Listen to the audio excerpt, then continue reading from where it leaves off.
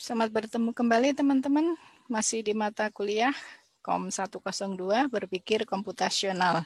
Di sini saya Sri Wahyuni akan bersama-sama kalian untuk membahas materi di salah satu rubrik asah otak, yaitu mengenai sistem antrian. Ya, sistem antrian atau queue system. Di sini yang diambil adalah kasus mengenai sistem antrian di toko es krim. Mari kita lihat bersama-sama ya problemnya. Di toko es krim saat ini sedang mengantri 3 orang dengan urutan sebagai berikut. Yang pertama Andi, kedua Budi, dan ketiga Cahyadi. Kemudian terjadi beberapa kejadian berikut. Andi mendapat es krim dan keluar dari antrian. Kejadian kedua, Doni masuk ke antrian di paling belakang. Kejadian ketiga, Budi mendapat es krim dan keluar dari antrian. Yang berikutnya, Erfat masuk ke antrian di paling belakang. Kemudian Fani masuk ke antrian di paling belakang. Dan selanjutnya Cahyadi mendapat es krim dan keluar dari antrian. Yang terakhir kejadiannya adalah Husna masuk ke antrian di paling belakang. Oke, itu adalah fakta-fakta yang disampaikan ya, yang ada di dalam problemnya. Sekarang kita lihat apa problem yang ingin dipecahkan atau yang ingin dijawab dari sistem antrian tersebut. Nah, di sini pertanyaannya adalah setelah seluruh kejadian tersebut selesai, siapa yang mengantri di posisi kedua? Oke, nah baik, mari kita lihat fakta-fakta apa yang ada di dalam problem ini. Yang pertama adalah urutannya. Yang pertama Andi, yang kedua Budi, yang ketiga Cahyadi. Itu kondisi awalnya. Oke, nah kemudian ada beberapa kejadian 1, 2, 3, 4, 5, 6, 7 kejadian yang saling berurutan.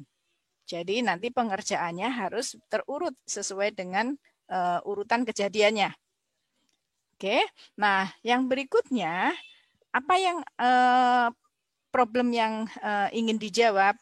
Nah, problem yang akan dijawab adalah siapa setelah kejadian itu semua selesai, siapa yang mengantri di posisi kedua. Oke, itu yang akan kita cari jawabannya. Sekarang mari kita lihat ilustrasi dari problem tersebut. Ini adalah kondisi awal. Jadi Andi kita lihat ada di antrian pertama, kemudian Budi di antrian kedua, dan Cahyadi di antrian ketiga.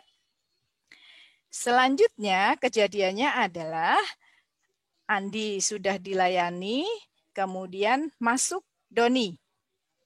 Nah, karena ini namanya sistem antrian, berarti Doni harus masuk di posisi antrian yang paling belakang. Tidak boleh langsung menggantikan tadi Andi yang sudah dilayani, nggak boleh ya. Oke, nah kejadian berikutnya adalah Budi dilayani dan kemudian datang Erfat. Kembali lagi karena ini adalah sistem antrian yang sudah memiliki aturan yang baku, Erfat harus mengantri di paling belakang. Kejadian selanjutnya adalah tidak ada yang dilayani, tetapi datang pengantri baru, yaitu Fania. Sehingga di dalam sistem antrian ini sekarang ada 4 anggota gitu ya, ada 4 orang yang ada di dalam sistem antrian tersebut. Kejadian selanjutnya adalah Cahyadi dilayani, mendapatkan es krimnya, dan kemudian Husna datang mengantri.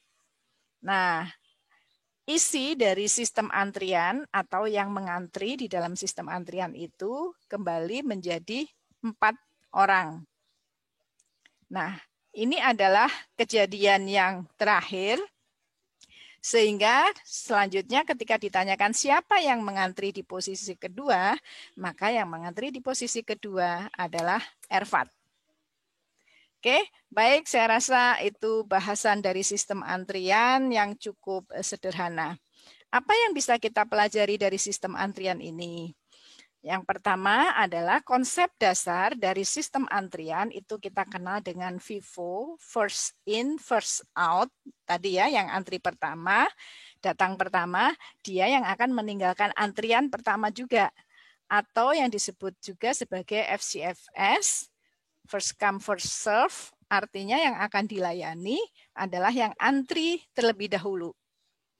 Nah, contoh dalam kehidupan sehari-hari untuk sistem antrian ini banyak sekali. Nanti kalian bisa mencari banyak contoh yang lainnya.